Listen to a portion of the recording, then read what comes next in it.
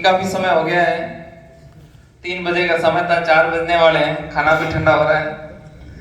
आज समरतल फाउंडेशन के बीकानेर में इस सेमिनार में आज हमारे बीच मेरे बड़े भाई बिहारी लाल जी, एमएलए साहब नोखा, प्रेम सुख जी आईपीएस, श्रीमती सीमा जी आईआरटीएस, लक्ष्मण जी एडीसी साहब, राजाराम जी धानिया साहब, रामस्वरूप जी धानिया साहब, कैलाश जी एक्शन साहब, ओम प्रकाश जी एडीएम साहब, श्याम जी एसडीएम साहब, अशोक जी अरविंद जी, अशोक जी एसडीएम साहब, अरविंद जी सीओ साहब, धर्मपाल जी, जेपी जी और संजय जी, अनिल जी और कर्नल साहब, मनोहर राम जी, जीवन जी एडिशन साहब, बीरबल जी एडिशन साहब और सम्मानित मंच और समस्त सम्मान्य बीकानेर से पधारे हुए श्रोताओं और मीडिया बंधुओं, आज समरतल फाउंडेशन का बीकानेर में यह पहला सम्मेलन है। इससे पहले आप सबको पहले से डिटेल में बता दिया गया है कि जोधपुर संभाग तक और नागौर तक सीमित था, क्योंकि बीकानेर संभाग तुलनात्मक रूप से थोड़ा ठीक था। तो मैं अभी समरतल फाउंडेशन के बारे में बहुत सारी बातें कर दी। मैं थोड़ी सी पृष्ठभूमि के बारे में बताना चाहूंगा।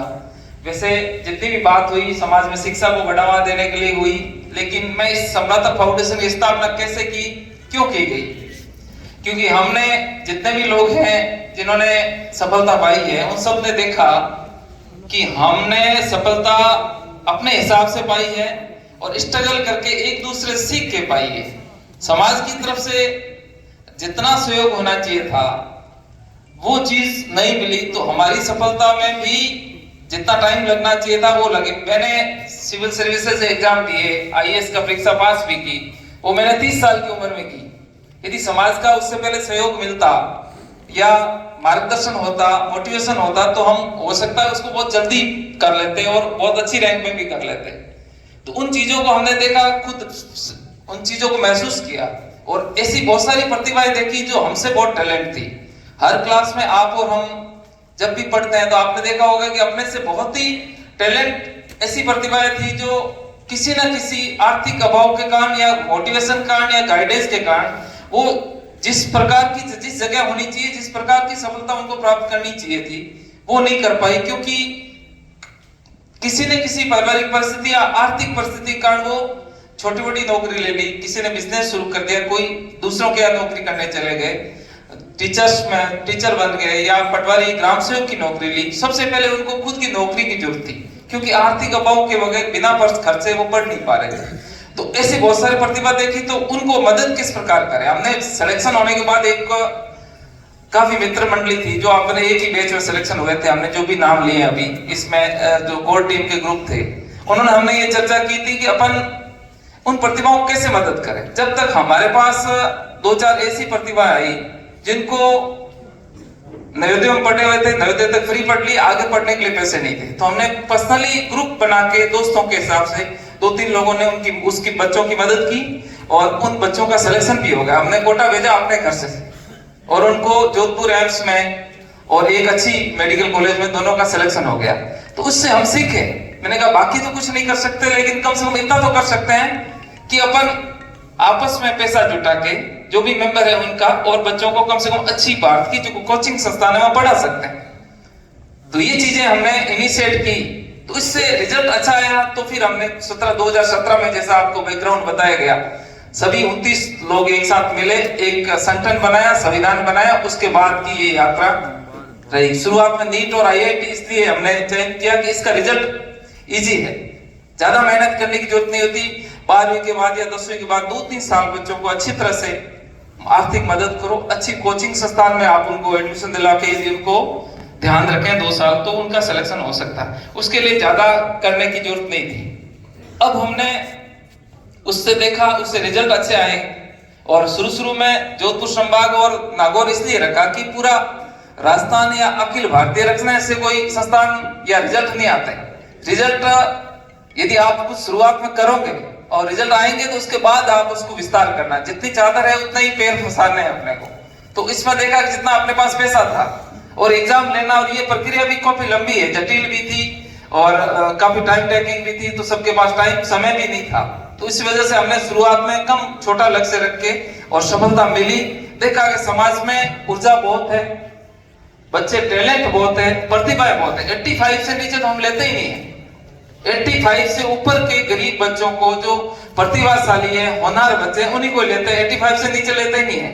यदि आप थोड़ा सा उनको और दें तो नीट और आईआईटी में भी इतने रिजल्ट आएंगे कि सिर्फ समाज के जो आर्थिक रूप से पिछड़े लोग हैं, गरीब बच्चे हैं या नीडी बच्चे हैं, उनका रिजल्ट, और एक तरफ समाज के समृद्धिशाली बच्चे हैं, जो सरकारी अधिकारियों कर्मचारियों के बच्चे हैं या जिन बिजनेसमैन के बच्चे हैं, उनसे ज्यादा अब भी समरातल फाउंडेशन के 17 रिजल्ट आए पिछली बार। टोटल 50 से ज्यादा ऐसी प्रतिभाएं सरकारी मेडिकल कॉलेज में डॉक्टरी और इंजीनियरिंग कर रही है।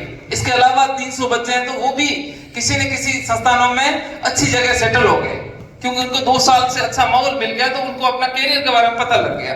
तो 100% सफलता है। और कोई रिजल्ट यदि 50 बच्चों ने एग्जाम दिया है तो पास तो सभी होते हैं, लेकिन गवर्नमेंट कॉलेज में मिलने में आपको ये, क्योंकि गवर्नमेंट कॉलेज के परसेंटेज ज्यादा रहते हैं तो वो कम रहता है। तो सम्राट शुरुआत में ये सफलता देखी कि नीट और आईआईटी में अच्छे चयन हो रहे, वो काम ठीक हो रहा है। अभी भी 110 बच्चे कोटा और जोधपुर में पढ़ रहे हैं, और साल में 2-3 करोड़ का उनका खर्चा है, क्योंकि एक बच्चे का एवरेज 2 से 2.5 लाख का खर्चा आता है। तो अब हमने इस बार एग्जाम लिया, जैसे अनिल जी ने और बताया कि एग्जाम लिया समाज में, हमने एक बार प्रायोगिक तौर पे लिया कि देखते हैं क्या रहता है। लेकिन एग्जाम लिया तो समाज के इतने ऐसे बच्चे आए सामने जो बिल्कुल वास्तविक नीडी थे और उनकी टैलेंट बहुत था। उनका टैलेंट देख तो हम भी हतप्रभ रह गए कि इस एज में 17, 18 और 20 साल की एज में उन बच्चों ने बहुत अच्छा किया। मतलब टॉप 20-30 रैंक में हमने देखा कि टॉप 20-30 रैंक में ये अंडर ग्रेजुएट बच्चे थे। 12वीं करके 1-2 साल में उन्होंने आईएएस और आरएस की प्रिपरेशन अपने ही स्तर पे की, गांव में रह के की, कहीं जैसे भाटिया आश्रम गए तो उन बच्चों का हमने प्रदर्शन देखा, तो मतलब बहुत सारी प्रतिभा थी। आर्थिक अभाव के कारण वो अभी फाउंडेशन कोर्स नहीं कर पा रहे थे, तो उन्होंने कहा हम दिल्ली जाना चाह रहे हैं या फिर जयपुर भेज दो, किसी अच्छी कोचिंग संस्थान में हमें करवा दो, हम ग्रेजुएशन करते ही प्रथम प्रयास में आईएएस या आरएस का रिजल्ट निकाल लेंगे। और ज्यादातर टॉप प्रतिभा ऐसी थी कि उन्होंने कहा हम तो प्री की तैयारी नहीं करना चाहते। ग्रेजुएशन के दौरान ही उन्होंने अपने आप को इतना मजबूत कर दिया कि हम सीधा मेंस में एडमिशन करवाना चाहते हैं, हम तो मेंस का हमें कोर्स करवा दो, ताकि हम 21 साल की उम्र में ही इस एग्जाम को करेक्ट कर लेंगे। तो मतलब बच्चों की इतनी समाज में प्रतिभाएं हैं, समाज में ऊर्जा इतनी है, एनर्जी इतनी है कि कोई कमी नहीं है। लेकिन अपने को उनको तराशने की जरूरत है, उनको मार्गदर्शन की जरूरत है। आर्थिक अभाव के कारण बहुत सारी प्रतिभाएं जहां पे होना चाहिए वहां पे नहीं हो रही है। और बिश्नोई समाज इस मामले में तो काफी अग्रणी समाज माना जाता है। समाज में शिक्षा का स्तर भी अच्छा है, अपने लेवल पे करके भी समाज में हर एग्जाम में अपने परसेंटेज के हिसाब से 10 गुना ज्यादा चयन होता है। आरएस या आईएएस में देखो जाए या और कोई एग्जाम में नीचे देखें तो जितना समाज का रेशियो है जनसंख्या का, उससे 10 गुना ज्यादा चयन होता है। टॉप अशोक जी के साथ टॉप 100 में 7-8 बच्चे थे जो टॉप 100 में थे। एक साथ 5 आरएस बने थे एसटीएम में, 70-80 में एक साथ 5 बने थे। और पहले हम टोटली 7-8 ही थे। पिछले 7-8 बैच के एक आते थे, 7-8 थे, एक ही बैच में 5 एसटीएम बने। तो समाज में प्रतिभाओं की कोई कमी नहीं है, लेकिन अपने को चाहिए कि यदि उनको अपन प्रॉपर सहायता करें, प्रॉपर मार्गदर्शन करें, मोटिवेशन करें, तो समाज में इससे दुगना या 2-3 गुना अच्छा रिजल्ट हो सकता है। और आपने देखा होगा कि बहुत सारी ऐसी प्रतिभाएं हैं जो बहुत ही टैलेंट थी, लेकिन किसी न किसी परिस्थिति का नहीं पढ़ पाए या कोई सहायता नहीं मिली, तो उन्होंने फिर अपना ट्रैक चेंज कर दिया। आजकल बहुत सारा ऐसा समाज में भटकाव बहुत है, जो प्रतिभाओं को मार्गदर्शन पैसा यदि नहीं मिलता, घर वाले सपोर्ट नहीं करते, तो फिर आसपास ऐसी चीजें देखते हैं, शॉर्टकट बहुत है, उसके तलाश में वो उनके साथ चले जाते हैं। फिर वही प्रतिभाएं किसी न किसी फिर क्रिमिनल में चली जाती है, कहीं नेगेटिव क्षेत्र में जाती है। वो एनर्जी पॉजिटिव क्षेत्र में अपने को लाने की जरूरत है। तो इस क्षेत्र में अभी भी बहुत ज्यादा करने की जरूरत है। अभी तक शुरुआत है, समरातल फाउंडेशन ने ऐसा कुछ नहीं किया है, नीट और आईआईटी में किया, लेकिन इसमें अनलिमिटेड किया जा सकता है। बिल्कुल इतना मतलब करने की जरूरत है कि अभी तक अपन ने क्या किया है। जोधपुर में इतना बड़ा समाज है, कोई ढंग का एक भी हॉस्टल नहीं है जिसमें लड़के रह के तैयारी करें। बीकानेर में भी मैंने तो देखा कोई बड़ा हॉस्टल समाज का नहीं है, जयपुर में नहीं है, और आप आसपास के किसी भी समाज को देख लो, जोधपुर में 2-2, 3-3 हॉस्टल है। कम से कम 400-500 बच्चों के रहने की सुविधा हर समाज के पास है। अपन ने सिर्फ बातें की है, टांग खिंचाई अपन बहुत करते हैं, लेकिन रियल में जो काम करना चाहिए वो नहीं कर पा रहे हैं। एक दूसरे की कमियां निकालते हैं, बातें बहुत करते हैं, समाज में चंदे की बात करते हैं। विष्णोई समाज बहुत चंदा देने में अग्रणी है। मैंने अभी उदाहरण दे रहा हूँ कि बाड़मेर रहता हूँ, वहाँ के राजपुरोहित समाज के जो कोषाध्यक्ष है वो मेरे मित्र है। मैंने पूछा कि आपके इस आसोत्रा मंदिर में साल में कितना चंदा आता है, आप कोषाध्यक्ष है। उन्होंने कहा कि एक साल में 17 करोड़ का चंदा आता है। पिछले एक साल का 17 करोड़ का चंदा आया हमारे चढ़ावा में। इसके अलावा 12 करोड़ की बोलियां आई है, वो अलग, जिसमें लंगर और प्रसादी वगैरह सभी। तो 17 करोड़ मैं राजपुरोहित समाज दे सकता है, तो विष्णुई समाज क्या नहीं कर सकता। अपन कितना करते हैं, मुकाम में 50-60 लाख का चंदा आता है, एक मेले में, दूसरे मेले में इतना ही आता है, और टांग खींचे अपन सबसे ज्यादा करते हैं कि ये कर दिए, उन्होंने काजू खा लिए, अखरोट खा लिए। कोई नहीं खाना चाहता, कुछ भी नहीं किया, लेकिन अपन उनकी खिंचाई बहुत करते हैं। ग्रुप में देखो तो सभी लोग आपस में खिंचाई करते हैं, और उनकी तुलना में अपन ने क्या किया। वो एक मंदिर का एक ही जगह का बता रहा हूं, और बडली में उनके 85 बीघा में जोधपुर के पास हॉस्टल है, सरकार से अलॉट करवाई उन्होंने जमीन। स्कूल चल रही है, हॉस्टल चल रहा है, 500,000 बच्चे पढ़ रहे हैं। सिर्फ एक समाज का उदाहरण। इसी तरह जोधपुर में बड़े बड़े जितने भी समाज, 3-4, हर समाज के 3-3, 4-4 अलग अलग जगह हॉस्टल है, और अपने पास एक भी हॉस्टल नहीं। तो कितना मतलब कितना करने की जरूरत है। जोधपुर में नहीं, बीकानेर में नहीं, कम से कम 50-100 कमरों का हॉस्टल।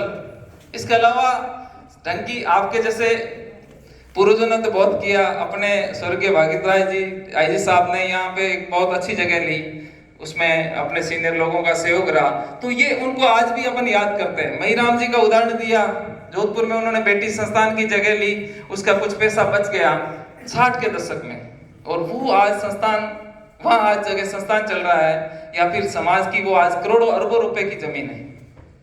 और अपन इन बिटवीन, उसके बीच में ज्यादा कोई प्रयास नहीं हुए समाज की। जयपुर में कितने सालों से अपनी मांग है कि जयपुर में अच्छा हॉस्टल होना चाहिए, अच्छी जगह होनी चाहिए, कुछ भी नहीं है अभी तक अपने पास। जयपुर में कोई जगह नहीं, दिल्ली में जगह नहीं, समाज की धर्मशाला है, लेकिन बच्चों को पढ़ाने के लिए कम से कम पुरुष और महिला बच्चों, गर्ल्स के लिए अलग से हॉस्टल होना चाहिए। तक हॉस्टल में बच्चे एक साथ रहते हैं ना, उससे आपस में माहौल मिलता है, एक दूसरे को देख के सीखते हैं, एक दूसरे का सपोर्ट होता है, तो समाज का भी उससे सपोर्ट मिलता है। तो करने के लिए शिक्षा में बहुत जरूरी है, ज्यादा जरूरत है। अलग अलग समाज ने अपने अपने कोचिंग संस्थान भी खोल दिए। तेजा फाउंडेशन जयपुर में बहुत अच्छा कोचिंग संस्थान चल रहा है। इसी तरह अपने भी समाज में बहुत ज्यादा करने की जरूरत है। इसके लिए फाउंडेशन ने अभी यहाँ बीकानेर में जागरूकता के लिए, विस्तार के लिए और समन्वय के लिए एक सम्मेलन स्थापित हमने यहाँ बुलाया। आप सबके विचार जाने, काफी फाउंडेशन के बारे में पॉजिटिव है, और आप सबने सहयोग भी अच्छा किया है। इसकी वजह से अपन आर्थिक यदि स्थिति मजबूत रही, तो जोधपुर में अभी अपन सोच रहे हैं, जो अभी इसमें प्रस्ताव दिया गया है वो लगभग फाइनल है। उस संस्थान को अपन एक ऐसा परिसर एजुकेशन के लिए करना चाह रहे हैं कि भविष्य की आवश्यकताओं को देखते हुए 15-20 साल में अपन युवाओं को किस तरह दिशा दे सकते हैं, उसकी तरह के उस संस्थान को बनाया जाएगा। यदि आप सबका सहयोग रहा तो अपन बच्चों को करियर काउंसलिंग है, यदि अपन कोचिंग देना चाहे तो कोचिंग है, हॉस्टल रहने की सुविधा, कम से कम लाइब्रेरी और पढ़ने की सुविधा, ये तो समाज सभी जगह होनी चाहिए, यहाँ के उपखंड लेवल पे भी होनी चाहिए। जैसे आकाश फाउंडेशन लाइब्रेरी के कर रहा है, तो हॉस्टल और लाइब्रेरी ये 2 चीज है कि सभी जगह उपखंड लेवल पे बच्चे यदि पढ़ रहे हैं तो हॉस्टल तो कम से कम समाज का होना चाहिए, लेकिन अभी भी कम है। अपने इसमें बहुत ज्यादा करने की जरूरत है। इसके अलावा समाज में, विशेषकर वेस्टर्न राजस्थान में युवाओं में भटकाव भी बहुत है, उनके लिए भी बहुत ज्यादा करने की जरूरत है। उनको किस तरह उनकी दिशा चेंज की जाए, ताकि नेगेटिव क्षेत्र में जो जा रहे हैं उनको पॉजिटिव क्षेत्र में डाइवर्ट किया जाए, तो वही पुराना समाज जिसकी श्याम जी उदाहरण दे रहे थे, वापस उसी से ज्यादा भी समाज की प्रतिष्ठा हो सकती है। नहीं तो कुछ नेगेटिव बातों से या कुछ शॉर्टकट युवा जो अपनाते हैं उसकी वजह से समाज की छवि बहुत खराब हो रही है। तो इस छवि को चेंज करने की जरूरत है अपने को। तो इसके लिए संपूर्ण समाज एक होकर कुछ प्रयास करें। तो आगे समाज का भविष्य वो बहुत उज्जवल हो सकता है। पर्यावरण के क्षेत्र में भी जिस के लिए अपन जाने जाते हैं, वन्य जीव संरक्षण और पर्यावरण के लिए, उसमें भी बहुत अनलिमिटेड स्कोप है, कितना भी किया जा सकता है। अभी तक उसमें भी अपन सिर्फ कुछ ही क्षेत्र और कुछ ही पक्षों को लेकर काम कर रहे हैं। उसके लिए भी समाज की संस्थाएं, क्योंकि इतना बड़ा कई बार प्रदूषण और इन मामले में इतने बड़े बड़े एनजीटी के निर्णय हुए हैं, इतने बड़े बड़े काम हो रहे हैं नेगेटिव क्षेत्र में, उनको भी अपने को रोकने की जरूरत है। इससे क्या है, जोधपुर में एम्स में कैंसर के 200-300 डेली पेशेंट आते हैं, वो इन प्रदूषण के कारण जो फैक्ट्रियों का वेस्ट है नदियों में बहा दिया जाता है, लोगों को, किसानों की जमीन पूरी खराब होगी। बलोत्रा के आसपास, जोधपुर के आसपास जोजरी की स्थिति देखो, बहुत ज्यादा इसमें कोई नहीं कर रहा है अभी तक, बस किसान जो पीड़ित है वो कर रहे हैं या अपने आप ही भगवान के भरोसे ही है। नदियां पूरी पाली के आसपास देखो, नदियों की क्या स्थिति है। पर्यावरण और प्रदूषण के क्षेत्र में बहुत सारा अभी भी करने की जरूरत है। तो समाज में विशेषकर नशा और नशे के रूप में, नशा को जिस तरह वेस्टर्न राजस्थान में प्रेजेंट किया जाता है, सबके सामने उसका मतलब प्रेजेंटेशन किया जाता है, सबके सामने वो नशे का मतलब अनुवाद की जाती है, वो चीजें रुकनी चाहिए। क्योंकि अब समाज सोशल मीडिया के युग में सभी समाजों में ये अपने वीडियोस जाते हैं, ये चीजें देखते हैं कि भाई नशा जो करता है उसको अभी भी आगे बुलाया जाता है और उसको उसकी महिमा मंडन किया जाता है कि ये तो कोई नहीं, अपने समाज का ही है। गुरु महाराज ने सबसे ज्यादा मना किया और उसको अपन सबसे ज्यादा अडॉप्ट कर रहे हैं।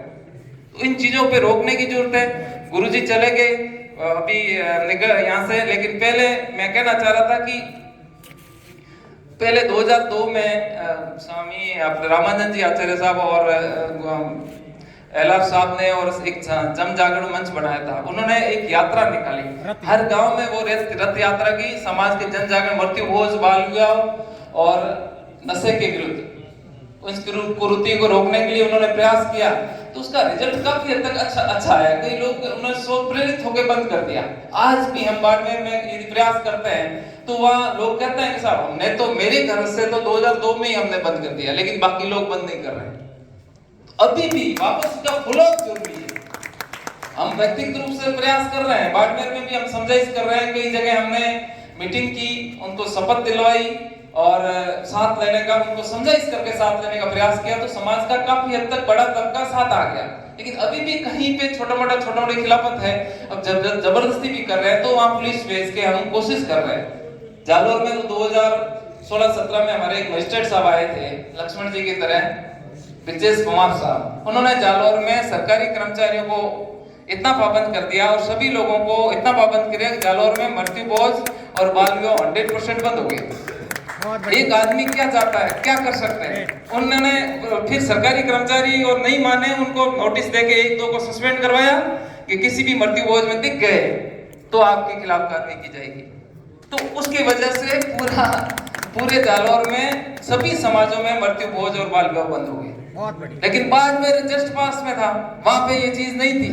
तो हमने अभी प्रयास किए पिछले 1-2 सालों से, पूरी टीम ने मिलके, लोकल टीम भी अच्छा सहयोग कर रही है। काफी हद तक बाल विवाह और मृत्यु भोज कम हुए। नशे के मामले में अभी और हमें करने की जरूरत है। डोडा और अफीम के मामले में अभी भी सार्वजनिक रूप से ऐसा परोसा जाता है, उसके लिए अभी भी अपने को लड़ने की और युवाओं को उससे रोकने की जरूरत है।